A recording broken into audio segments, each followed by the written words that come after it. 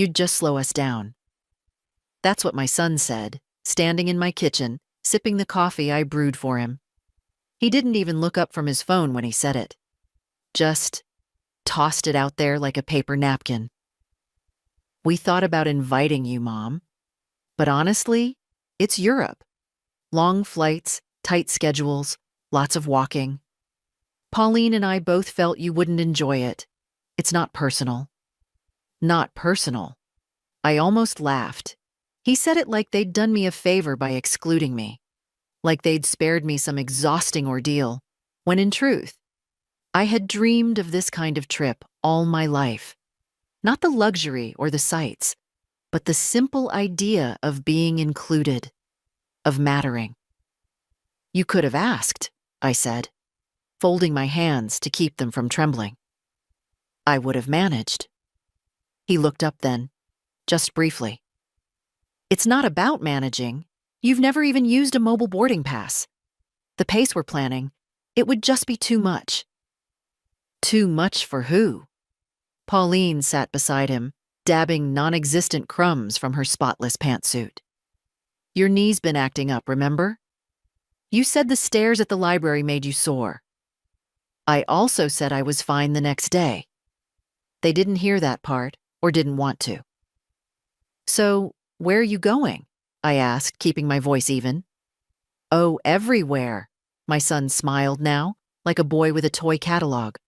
Rome, Florence, Paris, Amsterdam, then maybe a few days in Istanbul, if the flights align.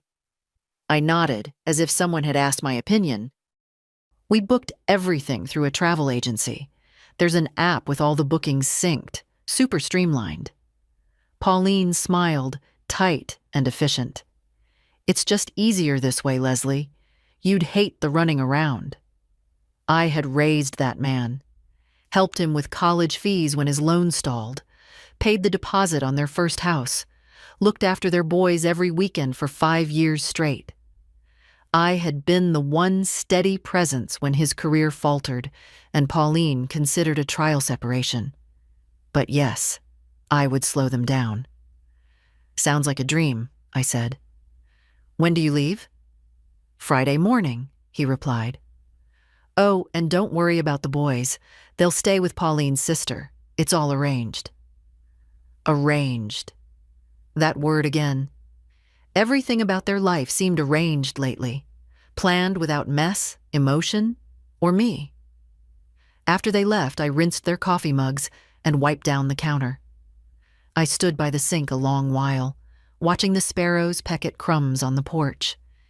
It was nearly spring. The dogwoods were just beginning to bloom. I remembered a different spring 50 years ago when my husband and I honeymooned in Quebec. We'd taken a train, walked everywhere, ate sandwiches on park benches. My knees had worked fine then. They still worked. Maybe not like they used to, but well enough. I sat down at the table, opened my notebook, and began a list. Flight, lodging, currency exchange, travel insurance. I wasn't angry. Not exactly. What I felt was sharper, colder. A kind of click inside me, like a switch being flipped. They thought I was too old to travel. We'd see. I didn't tell anyone. Not even Margaret from across the street, who notices everything from who forgets to bring in their bins to which grandchild visits more often. She'd have insisted I call my son and talk it out, as if the damage was something as mild as a burnt roast. But some things don't need talking. They need action. The next morning, I walked to the library. Not for books, I hadn't been able to concentrate on novels lately, but to use the computer lab. The staff there were kind, and the young man at the desk didn't blink when I asked for help finding flights. Going anywhere special, Mrs. Peterson? Rome, I said. Then Florence? Then maybe somewhere unexpected. He grinned. Bucket list? No, I said steady. Just a list. He showed me how to compare fares, how to choose seats, how to check baggage allowances. I took notes. My handwriting was slower these days, but neat. My hands, thank God, were still steady. Always had been. That night, I spread everything out on the dining table: laptop, notepad, travel brochures I picked up at the agency. I made myself a cup of chamomile tea and sat under the old lamp my husband once rewired himself. It flickered at first, then settled into a warm hum. 2 hours later, I had my flights booked. Rome first, then Paris, a 3-night stay in Amsterdam, Istanbul, depending on how my legs held up. I called the agency the next day. A young woman named Tanya answered. "Yes, ma'am. We can arrange those hotels for you. Would you like airport pickup too?" "No, thank you," I said. "I can manage." I gave her the dates. She was efficient, polite, never once asked if I was traveling alone. I appreciated that. Before we hung up, she said, "Do you want travel insurance with medical coverage?" "Yes." "And should we link your itinerary to any family member's account?" I paused. "No. This one's mine." Packing took time. Not because I had too much, but because I wanted every item to earn its place. I laid out my walking shoes, the good pair with the orthopedic soles, a navy dress that didn't wrinkle easily, my late husband's scarf, which still held a trace of his aftershave. Not that I was sentimental. I just liked the feel of it. I packed small. I wanted to move light. The night before the flight, I sat on my porch and watched the house across the street. The lights in their windows, the faint sounds of a TV comedy I couldn't make out. I thought about calling my son. But what would I say? "You forgot I was once someone who walked 5 miles to school and back?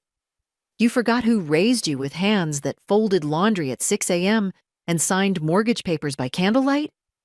No, I wouldn't beg for inclusion. I was going anyway. At dawn, I called for a cab. Not because I couldn't drive, but because I didn't want to worry about parking. The driver, a boy not much older than my grandson, looked surprised when he saw my suitcase. "Heading somewhere, ma'am?" "Yes," I said. "Europe." He whistled. "Good for you." I smiled and leaned back as we drove through the quiet streets of my town. Dogwoods in bloom, neighbors still asleep, everything unchanged, except me. At the airport, I stood in line with my boarding pass in hand, not digital, printed, folded neatly in my purse. A few lanes over, I saw them: my son, Pauline, the rolling suitcases, the efficient backpacks. The laughter I used to know. I didn't approach, I didn't wave. They didn't look in my direction. And that was fine. I was already on my way. The flight was long, but not unbearable. I had chosen a window seat and packed my own tea bags, chamomile and mint, because I don't like airline coffee and I've never trusted those tiny plastic creamers. The woman next to me, maybe in her 40s, spent the first half of the flight typing furiously on a laptop and the second half sleeping with a scarf pulled over her head. We didn't exchange a word. It suited me just fine. When the plane descended over Rome, the sun was rising, soft gold over endless rows of red roofs. I'd seen photos, of course, postcards and guidebooks over the years, but nothing prepared me for that first moment. The city looked ancient and alive all at once, like it remembered every footstep ever taken across its stones. I waited until the others had rushed out. No reason to hurry. I had nowhere to be, no schedule to keep. That was the beauty of doing this alone. I wasn't part of anyone's plan. I was finally living mine. The customs officer looked at my passport and raised his brows. "First time?" "Yes," I answered, steady. He smiled, stamped the page, and waved me through. Outside, I found the taxi line and gave the driver the name of my hotel, saying it carefully. "Via del Viminale." He nodded without a word and turned up the radio. Italian voices poured through the speakers, fast and melodic. I didn't understand a word, but somehow I felt soothed, like I was exactly where I was meant to be. The hotel was modest. a small place with potted plants in the windows and faded murals in the lobby. My room was on the third floor, up an old lift that groaned its way through the levels like a man clearing his throat. When I opened the door, I didn't feel the nervous flutter I expected, just calm. I unpacked slowly, setting my things in drawers, hanging up my dress. Then I made tea, using the electric kettle I'd insisted on bringing. It made me laugh. Other travelers had their selfie sticks and fancy apps. I had a collapsible kettle and a Ziploc of tea bags. We all have our essentials. After a rest and a short nap, I ventured out. The street was cobbled and uneven, but my shoes held. I walked slowly, passing shops with tiny doors and old men smoking at sidewalk cafes. No one paid me much attention. That suited me, too. I ended up at the edge of a piazza I'd seen in a travel magazine years ago. Piazza della Repubblica. It looked like a painting. Fountains, pale buildings, people moving in every direction without rushing. I found a bench and sat, just breathing it all in. That's when she sat beside me. A woman, maybe around my age, with a wide-brimmed hat and sunglasses too big for her face. She carried herself like someone who used to be noticed more than she was now, and didn't mind the change. "Bella giornata," she said, smiling. I knew enough to nod and smile back. "Beautiful day." "You speak Italian?" she asked in careful English. "Only enough to order dessert." She laughed, light and genuine. "That's all you need in Rome." Her name was Bianca, a widow like me. Lived in Trastevere. Her children lived elsewhere, she said with a small shrug. Not far, but somehow always too busy. I knew that shrug. We talked for an hour, about weather, about the best place to find fresh figs, about nothing at all. When she finally stood, she touched my arm lightly. "You come tomorrow," she said. "I show you my favorite cafe. No tourists." I smiled. I'd like that. She walked away slowly, disappearing into the street's rhythm like she'd always been part of it. I sat a while longer. Then I took out my little notebook and made a new list. Not flights or bookings this time.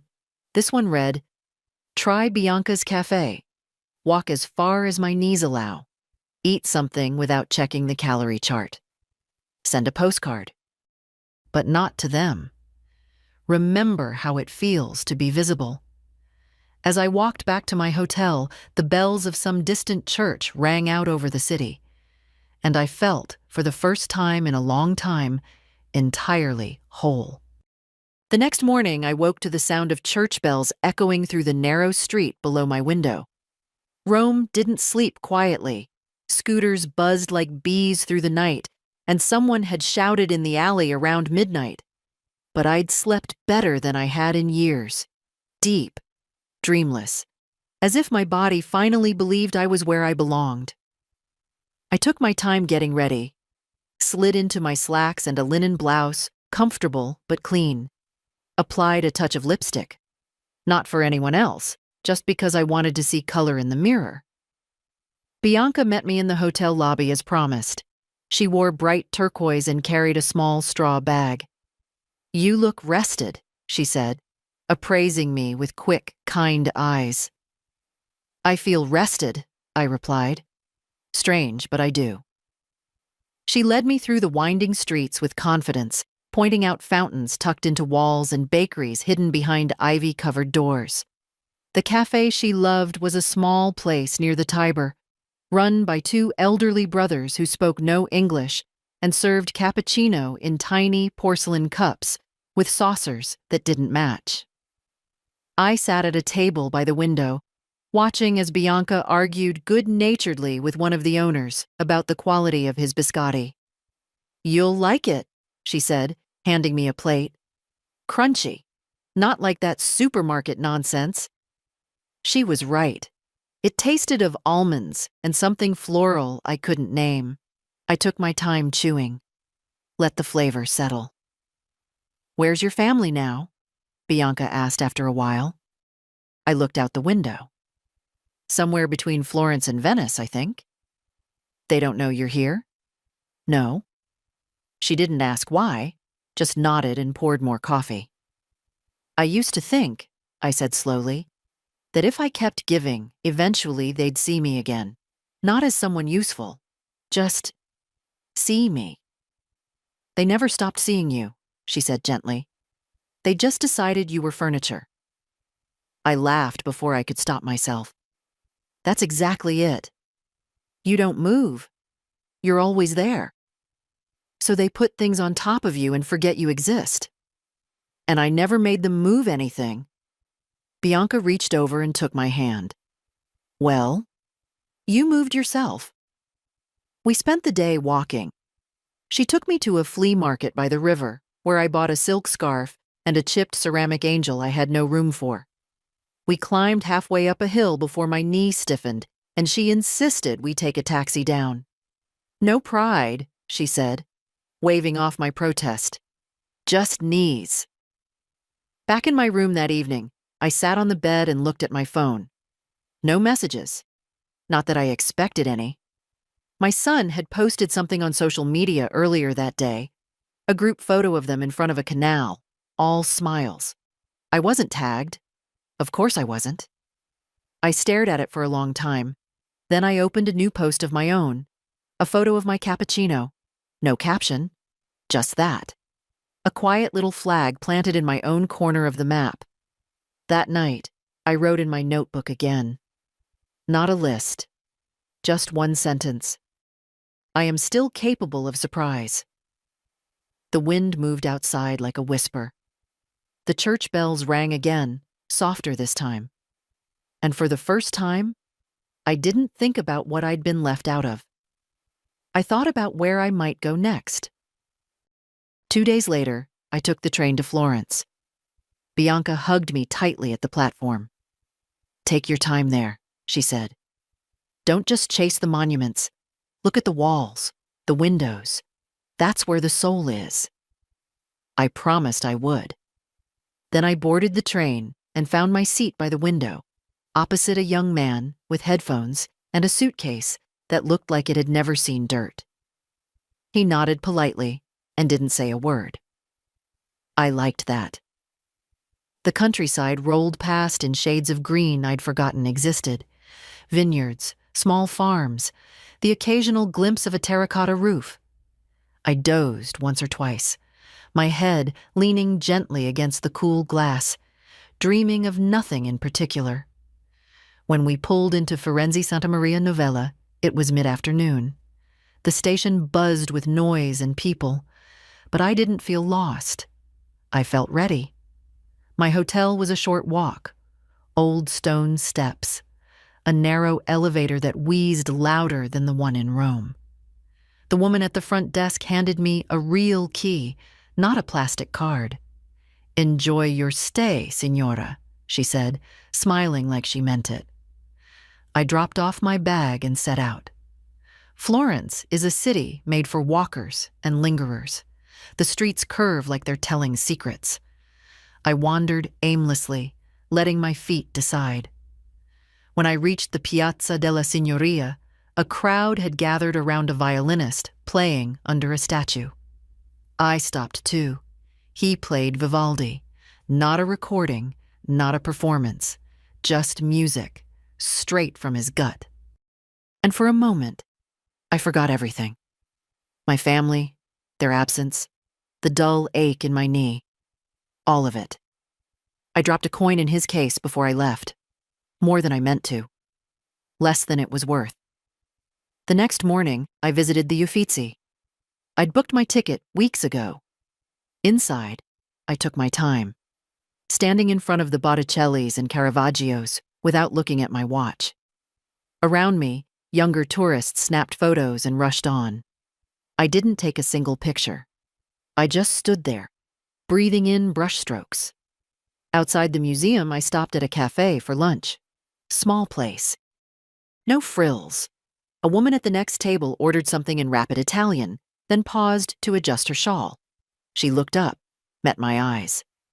Traveling alone? There was no judgment in her voice, just curiosity. Yes. She smiled, not unkindly. That's rare. Not as rare as it should be, I replied. Her name was Elena, a painter from Naples visiting Florence for inspiration. We talked for half an hour about everything and nothing. Art, grief, stubborn joints. She gave me her email. If you come south, she said, let me show you my village. I tucked the paper into my notebook. That evening, walking back to my hotel through the dusk, I heard my name. Mom? The voice froze me. I turned. There he was. My son. Henry. He stood a few feet away holding his phone, blinking like he wasn't sure it was really me. Behind him, Pauline browsed scarves in a street stall.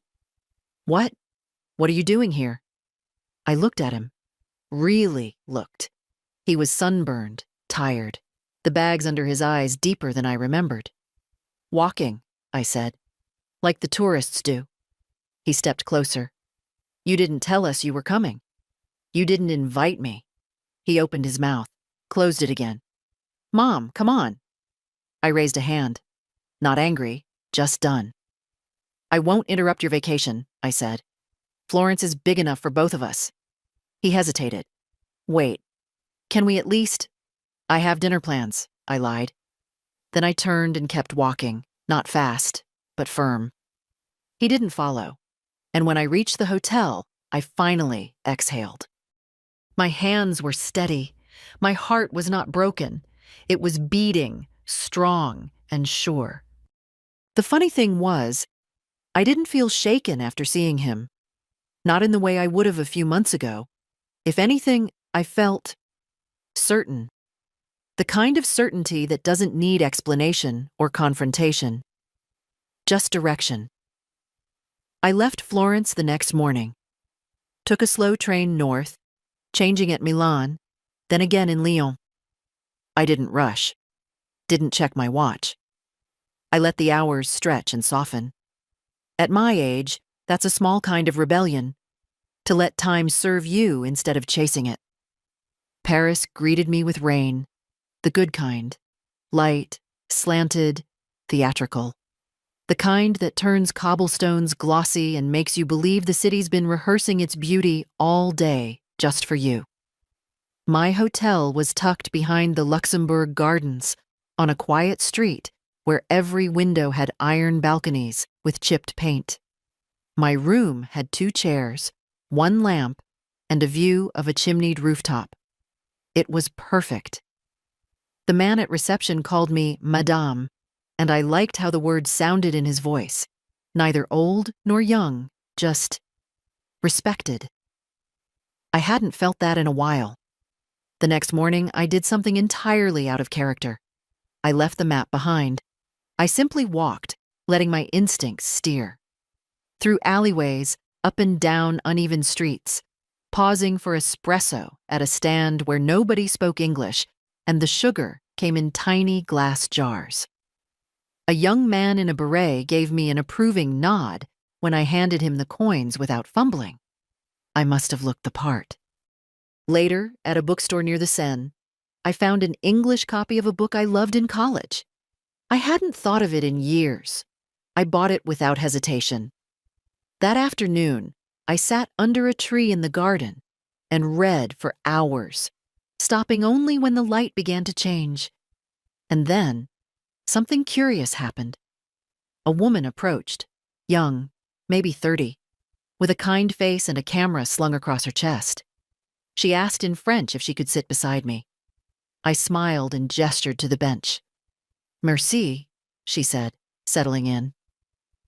We sat in silence for several minutes, both watching the garden. Then she turned slightly toward me and said, in careful English, "You remind me of my grandmother. She passed last year." I looked at her surprised. She used to read under trees too, never rushed. That's the best way to read, I said. She nodded. She always said the world hurries too much for no reason. Smart woman. We talked for a while, about Paris, about photography, about missing people you can't talk to anymore. Her name was Sabine. She showed me a photo of her grandmother, and I saw what she meant. The same shape to the shoulders, the same habit of folding hands in the lap. Before she left, she asked if she could take my picture. I hesitated. Not for the internet, she promised. Just for me. For the memory. I agreed. She took it quietly, without posing me, without fanfare. Then she thanked me and left, her scarf fluttering behind her like a ribbon in wind. That night, I wrote again. Paris is not for the young. It's for the unafraid. I didn't check social media.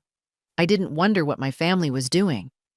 If they were still in France, we hadn't crossed paths again. The city had a way of making even familiar people disappear unless you truly wanted to find them. And I didn't. Not now. Instead, I spent my days in museums, bookstores, small parks. I ate pastries with names I couldn't pronounce. I spoke when I wanted, stayed quiet when I didn't. On my 5th day, I sat by the river and watched boats slide by. One of them had music playing, something old, maybe Edith Piaf. The sound carried over the water, tangled with the breeze. I closed my eyes and let it drift through me. Not once did I feel alone. Lonely is what happens when you wait to be seen. Alone is what happens when you finally see yourself. And I liked what I saw. It was supposed to be just another afternoon. I'd walked all morning through the Marais district, stopped at a little gallery that had paintings of nothing but blue. Blue skies, blue boats, blue dresses. The kind of quiet absurdity that makes you laugh out loud in a room where no one else is laughing. I bought a postcard. Not for anyone. Just because. Then I took the metro, got off 3 stops too early, and wandered until I found a bench under a linden tree that smelled like honey. I was mid-bite into a croissant when I saw them, across the square, laughing, camera in hand. Henry, Pauline, and their friends. 2 couples I didn't recognize, younger, louder, dressed like travel bloggers with matching canvas backpacks, and the smug ease of people who've never lost anything they couldn't replace. They didn't see me. I was just another older woman on a bench, and for a split second, I considered getting up, walking over, saying, "Surprise." But I didn't. Instead, I watched. Pauline pointed to something on a menu. Henry rolled his eyes and made a joke. She smacked his shoulder, laughing. Their friends joined in. Glasses of wine arrived. Someone took a selfie. I realized then I wasn't missing anything. This wasn't some radiant family moment from a holiday commercial. This was just a lunch. And I was just someone who had once believed that being left out meant being less than. But I wasn't. I sat quietly, finished my croissant, and watched the fountain across the square instead. A child dipped his fingers in the water and shrieked. A woman adjusted her umbrella. The wind smelled like bread.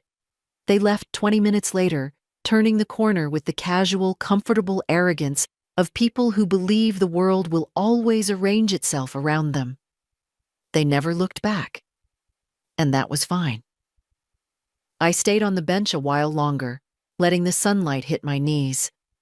My hip ached, but not terribly. Just enough to remind me I'd walked farther than usual.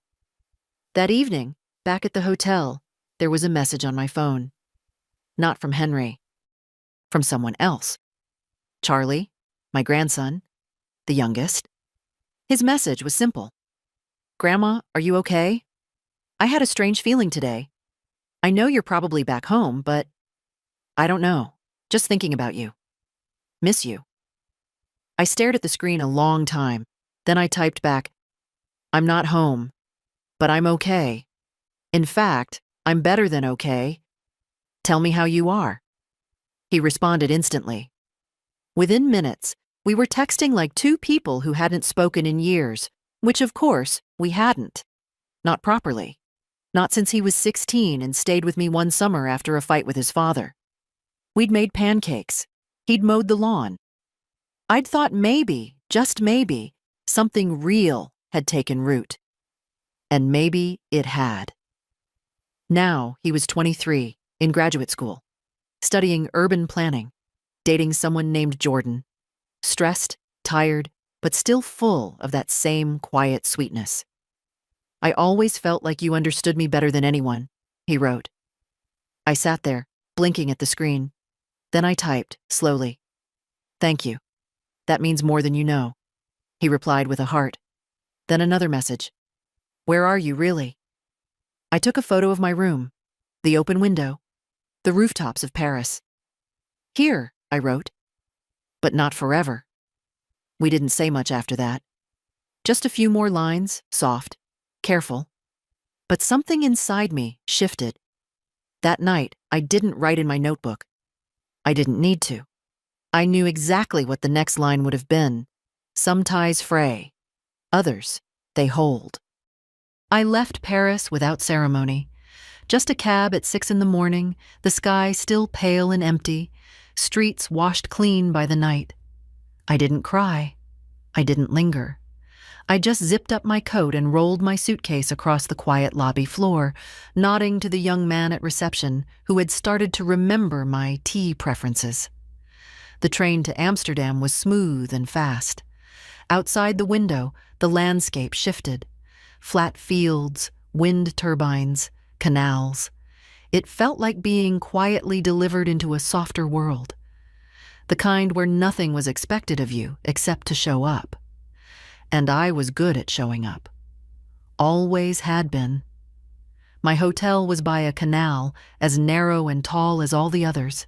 Its staircase, a spiral that looked like a challenge, issued directly to my knees. But I made it. One slow step at a time. The room was simple, warm. I liked it immediately. I hadn't planned anything. No tours, no checklists. That was the difference now. I'd stopped proving I deserved the trip. I simply took it. That first afternoon, I wandered through the Jourdan district, ducking into shops that sold nothing I needed and bookstores where the owners didn't mind if you just read. I bought myself a notebook bound in soft green leather, thinner than the one I'd been using. A fresh start. It wasn't until my second evening that I found the bench. It was by the canal, under a leaning tree with peeling bark. Nothing marked it as special, but I sat there anyway. And as the city wound down around me, bikes clicking by, lovers arguing softly across the water, I remembered a different bench. A memory I hadn't let surface in years. It was a Sunday afternoon, maybe 1967. My husband, Harold, and I sat on a bench in a park outside Montreal. We were young and broke and wildly hopeful. I had just found out I was pregnant. We didn't tell anyone yet. We just sat there, our fingers tangled, his coat around my shoulders, the knowledge passing between us like a current. I hadn't thought of that day in decades. But in Amsterdam, by that quiet water, it returned, fully formed, whole. I opened my new notebook. And for the first time in this trip, I didn't write lists. I didn't jot down plans. I wrote to him. Harold, I made it. You'd laugh at how long it took me, at how I packed too many socks and not enough sweaters. You'd tell me I looked good in that silly hat Bianca insisted I buy in Rome. You'd point at the pastries in Paris and pretend to count calories, then eat two anyway. You'd fall asleep on the trains, your head on my shoulder, drooling just a little. I would have let you. Of course I would have. I've missed you. I don't say it much, not even in my head. But it's there, under everything. I hope you'd be proud of me. I hope you know that somewhere along the way, I remembered how to live, not just endure. That counts for something, right? I closed the notebook. The sun dipped lower. The water glimmered. Somewhere nearby, a radio played an old song I couldn't name, and just for a moment, I felt him. Not as a ghost, not as a sorrow, but as a part of me that had never really left. I sat there a long time, until the air grew colder, until the past folded itself gently back into the present. And I stood, slowly, knees protesting, but holding, still holding. The message came just after breakfast. I was sitting in a quiet corner of the hotel's cafe, stirring sugar into my coffee, when my phone buzzed on the table. The name on the screen made my breath catch. Charlie. I opened it, expecting a quick hello, maybe another sweet note like the ones we'd exchanged in Paris. But this one was different. Grandma, I talked to Dad about everything. I know it's not my place, but he needs to hear from you. He won't admit it, but I think he's ashamed. And afraid. I told him what I think. How wrong they were not to include you. I hope you're okay. Just wanted you to know someone said something. I stared at the words, coffee growing cold beside me. I hadn't expected him to say anything, and yet it didn't surprise me. Charlie had always had that quiet backbone, that slow way of moving through the world like he was still choosing who he wanted to be, not just reacting to it. I typed back, "Thank you, sweetheart. You didn't have to, but you did. That means more than I can say." He replied almost instantly, "Can I ask something? Would you write him? Not for his sake. For you. I think maybe you've needed to say some things for a long time." I didn't respond right away. I sat there, looking out at the canal, the slow parade of bicycles and couples and geese flapping noisily across the water. The sun was struggling behind clouds, but there was still a soft glow to the morning, a kind of hush. And Charlie was right. I had words sitting inside me. They'd lived there for years, buried under smiles and patience and grace, but they were still mine. So I went upstairs, pulled out the green notebook, and began. "Henry, you once told me I was the most dependable person you knew, that I never wavered, never let things fall through the cracks. I think you meant it as a compliment.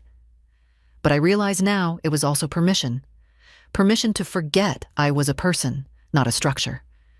You built your life knowing I'd always hold, no matter what. And for years, I did. I made excuses when you didn't call, smiled through holidays where I was invited out of duty, not affection. I paid for your children's school, your mortgages, your vacations, not because I was manipulated, but because I wanted to help.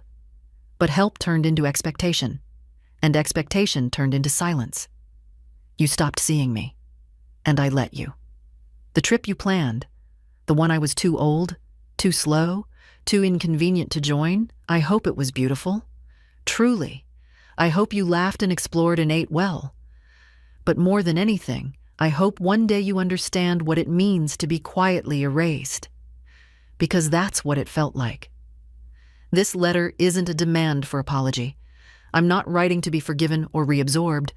I'm writing because I want you to know I'm still here, still thinking, still moving, still choosing. You didn't take that away from me. I wish you well, and I hope someday you wish the same for me. Mom. I didn't send it right away. I reread it twice, folded the page. Then I took a walk. Nothing special. Just through the nearby market where tulips spilled out of buckets and old men argued over cheese. When I came back, I snapped a photo of the letter, attached it to a message, sent it. There was no reply for hours. But I didn't sit by the phone. I went out for dinner. Alone. I ordered something I couldn't pronounce and ate every bite. The reply came just before dawn. I woke early, habit mostly, and saw the glow of the phone screen from the nightstand. For a moment, I just stared at it. A single notification. A message from Henry. I sat up slowly, pulled the blanket around my shoulders, and opened it. Mom, I don't even know what to say. I read your letter 5 times. I'm not proud of myself. I'm not sure I ever will be again. But I needed to hear it. And I'm sorry. Truly. Pauline and we didn't think. We just planned. And in doing that, we erased you. That's exactly the word. I wish I could take it back. I don't expect anything from you. But thank you for writing to me. No excuses, no defenses. Just that. I sat with it a while, not smiling, not crying, just breathing in the quiet, letting it settle. I typed a short reply, not out of anger, not out of pride, but from clarity. Thank you for hearing me. That's all I needed. That morning, I walked farther than I had in weeks, across bridges, through neighborhoods I hadn't marked on any map. I stopped at a cafe with no tourists in sight and ordered black coffee and an apple tart that was more crust than fruit. It was perfect. Across the street, in a small storefront window, I saw something that made me stop mid-bite. A law office. The sign on the door said, in neat gold lettering, Family Planning and Asset Management. And just like that, a new thought arrived. Not vengeful, not bitter, just necessary. That afternoon, I called my financial advisor back in the States. A patient man named Elliot, who always spoke in careful phrases like he thought I might misunderstand him, which, for years, I let him believe. Mrs. Peterson, he said cheerfully. Calling from Europe, are we? I am, and I need to make a few changes. Of course, what kind? I want to open a trust account for my grandson, Charlie. There was a pause. Just Charlie? Yes, just him. And I want the language clear. It's not to be altered by anyone else. Understood. We talked details. I gave him permission to begin drafting the paperwork. Told him I'd come in person once I was home, but that I needed the structure ready before I got off the plane. When we hung up, I didn't feel triumphant. I felt grounded. For the first time in a long time, the future had shape. Not for me. I wasn't planning decades ahead, but for someone I believed in. Someone who still saw me not as a resource, but a person. That night, I took out my notebook and wrote one last list. Things I've done without permission, traveled across 4 countries alone, ordered dessert twice in one day, walked out of silence and into my own voice, changed the course of my legacy, remembered who I was before I was needed. I closed the book and placed it on the nightstand. My hands didn't shake. My breath was steady. Tomorrow, I'd leave Amsterdam. Next stop, Istanbul. One more city before home. One more step in the life I wasn't invited to live, but chose anyway. Istanbul hit me like a chord. A little off balance at first, louder, faster, heavier, but rich in ways that made my whole body feel like it was being tuned to something ancient and new at the same time. The driver who picked me up from the airport spoke English with a heavy accent and drove like the road was chasing him. First time? He asked, glancing at me in the mirror. Yes. You will love. It's loud, but alive.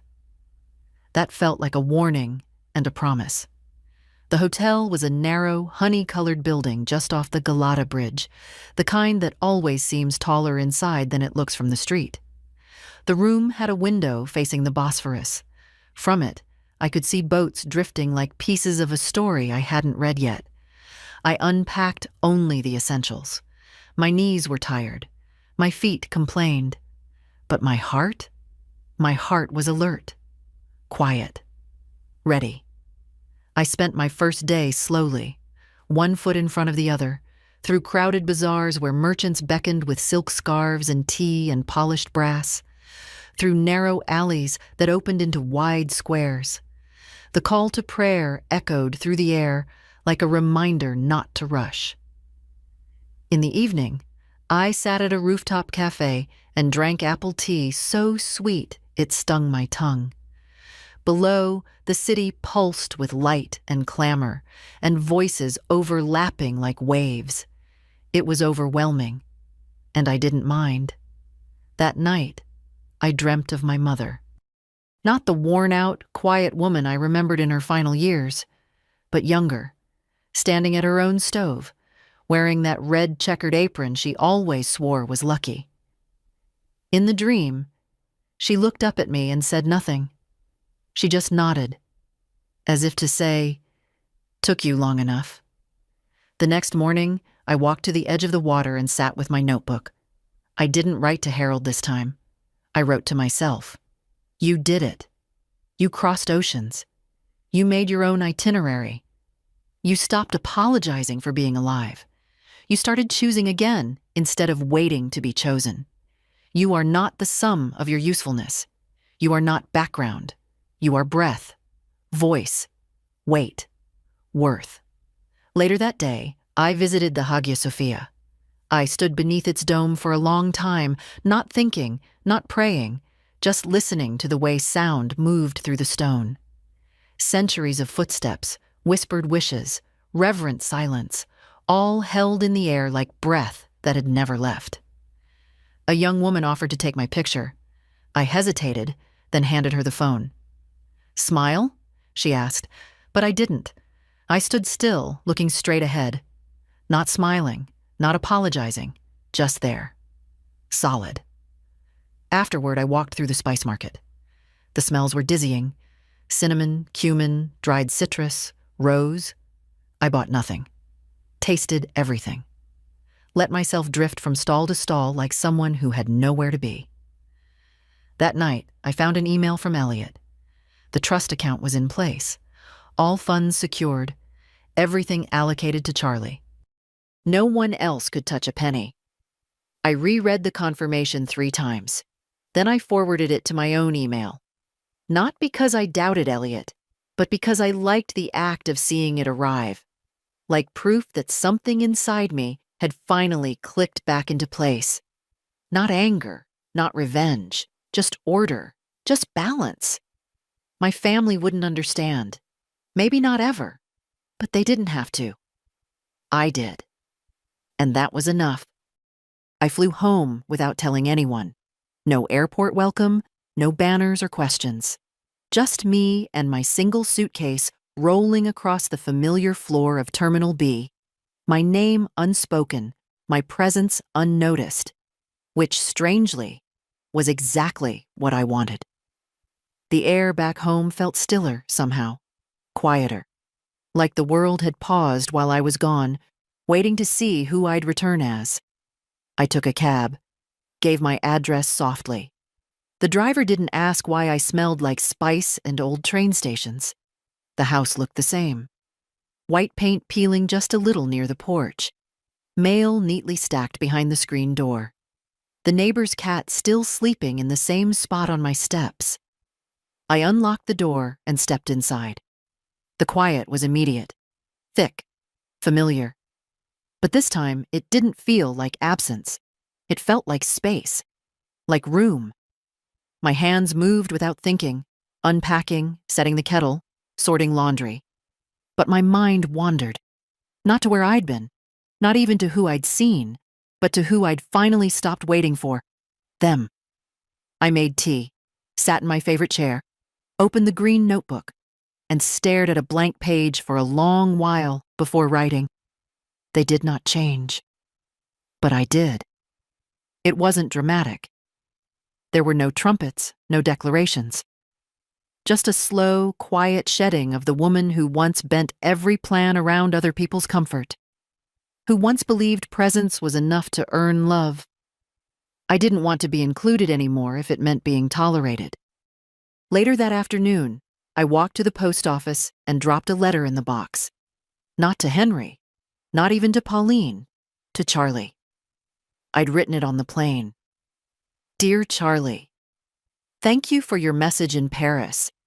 You were the only one who thought to ask how I was, instead of where I was. That matters. That's rare. That's love. I wanted you to know I've made arrangements. Financial ones. I won't get into the details now. It'll all become clear when the time comes. But what I've set aside for you. Not out of obligation, but out of trust. You see people, you listen, you ask. That's more than I can say for most. I'm not writing this to burden you. I don't expect you to fix anything. I just want you to know that someone believes in the way you move through the world, and that when the time comes, you won't have to start from zero. Not every gift has strings, and not every elder gives from guilt. Some of us give because we've seen what kindness looks like when it's not transactional. Take care of yourself, Charlie, and take your time becoming who you're meant to be. I'll be watching. With pride. Love, Grandma. I dropped it in the box without hesitation. Then I walked home, one hand in my coat pocket, the other trailing along the old fence as I passed. That evening, I lit a candle for Harold. I didn't say anything, just sat in the glow, not mourning, not even remembering, just resting. For the first time, in a house that now finally belonged to me. Fully. Completely. Not because no one else lived in it, but because I'd stopped waiting to be invited into my own life. A week passed before I heard from anyone. The silence from Henry's side wasn't surprising. Pauline, I imagined, had turned my letter into another item on her invisible list of grievances. Unpredictable behavior from an aging parent, perhaps. But Charlie? Charlie showed up. Not with warning, not with flowers. Just a quiet knock on my door one Wednesday afternoon as the sun slid low behind the neighbor's oak. I opened the door, and there he was. Taller than I remembered, a little leaner, a little more tired in the eyes, but real. He smiled. "Hey, Grandma." "Come in," I said simply. We sat in the kitchen. I poured tea without asking. He didn't speak at first, just looked around like everything was slightly smaller than he remembered, but familiar in a way that pinched the chest. "I got your letter," he said finally. "I hoped you would." He looked at me, really looked. "Did you really go to all those places?" I nodded. He let out a breath. "That's amazing, honestly. It was necessary." He sipped his tea, eyes lingering on the old spoon rest shaped like a chicken, the one he made in kindergarten. I never took it off the counter. "I think I always knew," he said quietly, "that something was wrong. The way they treated you, the way they expected things." I said nothing. Let the silence do what words couldn't. He looked up again. "I just never knew what to do about it." "You did exactly what you needed to," I said. "You saw me." "That's more than most ever tried." He nodded, eyes shining now. "When you didn't come to the wedding, Dad acted like you'd canceled last minute. Said you were too tired." I raised an eyebrow. "Too tired to be dismissed?" Charlie snorted. "Exactly." We sat a while, the air in the kitchen warming with memory. I took out a tin of shortbread and slid it across the table. He smiled like he used to at 8 years old, pure, delighted, honest. "I told my dad I was coming here," he said between bites. He didn't like it. I imagine not. He asked if you'd forgiven him. I met his eyes. Forgiveness is a word people use when they want to skip the hard part. He nodded slowly. "What's the hard part?" "Change." Charlie leaned back, exhaling through his nose. "Yeah, that tracks. We didn't solve anything, didn't hug and cry and patch the years with sentiment, but something passed between us in that kitchen. Something bigger than apology or comfort. Recognition." Later, as he stood to leave, he paused at the door. "Can I come back next week?" I smiled. The soft kind. The kind I hadn't used in a long time. You never had to ask. After he left, I stood at the window for a while, watching his car pull away. My tea had gone cold. The kitchen had fallen quiet again. But it didn't feel empty. That evening, I opened the green notebook again, and I wrote, "Sometimes, the smallest door opens onto the largest field. Sometimes, one good seed is enough. Sometimes, you don't need to repair the old bridge. You just need to build a new path. I didn't expect anything from Henry after that. He was never cruel, not in the obvious ways. Just efficient, selective. The kind of man who handled emotion the way some people handle taxes, only when absolutely necessary, and preferably through someone else. So when the envelope arrived in the mail, a real one, hand-addressed, I knew it wasn't from Pauline. Inside was a letter. 3 pages. Careful handwriting. No signature at the end, just, "Your son, Henry." I read it once, then again, then folded it and placed it back in the envelope. Not because it didn't move me, but because I didn't feel the need to carry it around. Some things, you let land where they fall, and you keep walking. He said he was sorry. He said he had misjudged what you needed. Said he thought he'd been protecting me from difficulty, not removing me from joy. Said he hadn't realized how many times he'd walked past me on the way to his own comfort. All true, all late. But late is not the same as useless. I didn't reply. Not out of spite. Out of peace. Some threads don't need to be knotted again. Just gently placed down, acknowledged for what they were, and allowed to rest. I had one more thing to do. At the library, I found a young woman at the front desk. New, maybe 25, with streaks of blue in her hair and glasses too big for her face. She looked up and smiled. "Can I help you?" "I'm donating a few things," I said. "Journals, a travel guide or two. And a map I marked up more than I meant to." She reached for the bag. "That's wonderful, thank you." I hesitated. "There's a notebook in there too, green, leather. You don't have to display it. But maybe keep it, in case some woman comes in here one day and needs to remember that it's not too late." She looked at me then, really looked. "I will," she said. "I promise." I left before I could change my mind. That night, I pulled out my final notebook, the one I hadn't written in yet. Just a blank cover, no lines. I didn't want rules for this one. I opened to the first page and wrote slowly. There are things I didn't say, not because I didn't feel them, but because feeling them was enough. I spent the next morning gardening, first time since last fall. The dirt felt good under my nails, grounding, humbling. I trimmed the hydrangeas, cleared the dead leaves, found a small feather in the soil, and tucked it behind my ear like I used to when I was young and no one was watching. Later, I called the attorney. "I want to come in this week," I said. "Review my will. Finalize the trust." He said he'd clear his schedule. I didn't tell Charlie. Not yet. He didn't need that kind of weight on his shoulders. He just needed to know he was seen. That his kindness had shape now. Structure. Not repayment. Legacy. That evening, I stood in the hallway outside the guest room. Still as it was the day I left for Rome, a suitcase on the top shelf, an extra pillow, the soft ticking of the old clock on the wall. I didn't open the door.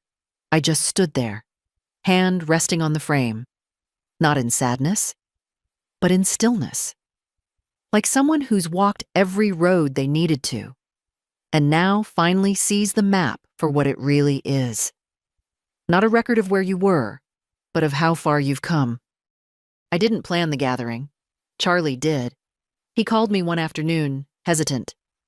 "Would you come to the house?" Not theirs, mine. Just a small dinner. Me, Jordan, a few people. Nothing formal. I said yes without asking who the few people were. When I arrived, the table was already set. Mismatched plates, candles in short glasses, a vase of wildflowers clearly picked without a plan. It was imperfect, honest, beautiful. Jordan hugged me first. Warm, immediate. "We've heard so much about you," I smiled. Hopefully not all at once. Charlie pulled out my chair. "I hope this isn't strange." "It's not," I said. "It's simple, and that's rare." We ate, talked, laughed in small bursts.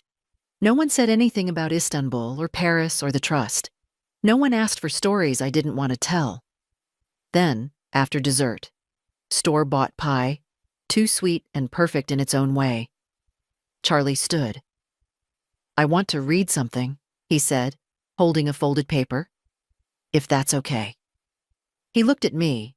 I nodded. He cleared his throat. "It's a letter, not from me." My chest tightened. He began. "If you're hearing this, it means I've passed," which, frankly, is the only way I'd let myself be played aloud in front of a group. So let me say this once, clearly. You mattered. You were not difficult. You were not forgettable. You were a woman who gave, and then, finally, decided to stop giving herself away. And I hope, truly, that anyone listening now will remember this. It is never too late to live without apology. Not for your age. Not for your silence. Not for your clarity. You don't need permission to reclaim your name, your place, your story. You just need to start walking, and if you don't know where to go forward. Go toward the part of your life that still waits to be lived. With love, always, me. When he finished, no one spoke. I wiped a tear. Quietly, no sobbing, no drama, just release. Later, as we cleared plates, Charlie pulled me aside. "Did you really write that for us?" he asked. "No," I said. "I wrote it for me, but I don't mind if you borrow it." He grinned. "I think a lot of people should hear it." "Then let them." We stood in the doorway together, looking out at the street. The porch light buzzed. A cat moved across the neighbor's yard, and I felt it again. That quiet certainty. Not pride, not even peace, just presence. I had lived through dismissal, through forgetting, through being trimmed down to something neat and small and manageable, and I'd grown back. Not louder, just rooted. If you've ever felt the same, if you've been made invisible, convenient, or set aside, know this: you're not alone, and you're not done. There's a life ahead that doesn't wait for invitations. Start walking. If this story echoed something in you, share it. Leave a comment. Tell someone who needs it. They still matter. And it's not too late.